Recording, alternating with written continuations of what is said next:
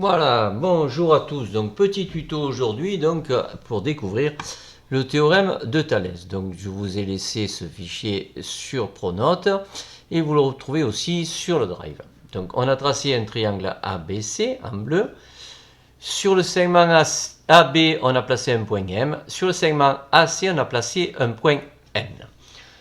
Je vous demande de tracer la parallèle ABC qui passe par M. Pourquoi? Vous verrez, elle aura une utilité tout à l'heure. Nous avons ici marqué trois rapports, AM sur AB, AN sur AC et MN sur BC. Si vous observez bien la construction de ces rapports, vous avez le côté du petit triangle rouge AM sur le grand côté du triangle AB. Pareil sur l'autre côté, AN sur AC. Et le troisième rapport, c'est le rapport du troisième côté du triangle rouge sur le troisième côté du triangle bleu. GeoGebra va nous permettre de donner une valeur à AM sur AB. Comment cela? Très simplement, vous utilisez cet outil-là, sélection. Vous allez donc, après l'égalité, vous allez utiliser l'objet donc AM. Vous rentrez ici, attention, ce n'est pas facile, sur AB. Il vous donne 0,62. Attention, il est possible que vous ayez une autre valeur si votre triangle n'est pas le même. Et si le point ne sont pas situés, pareil. Hein, d'accord? Donc, deuxième rapport. Donc, vous double-cliquez. Objet AN sur AC. Et le troisième rapport. Objet MN sur BC. Est-ce que je ne me serais pas trompé pour le deuxième? C'est AC? Non, c'est bon. Ok. Bien. Bien, on constate qu'il y a ces trois valeurs. Évidemment, ces valeurs dépendent du triangle ABC construit au départ et de la place des points. Ok? Voilà.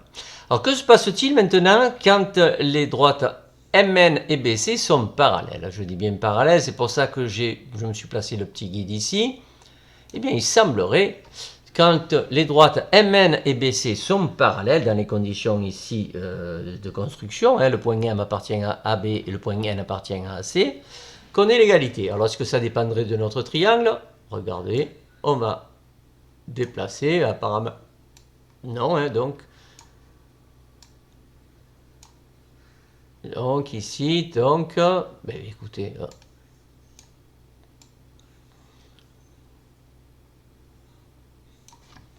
non, ici une petite remarque, le point M est le milieu de AB, le point N est ici le milieu de AC, et le grand triangle, et le petit triangle est une réduction de coefficient 1,5 du grand triangle bleu, et le bleu est un agrandissement de coefficient 2.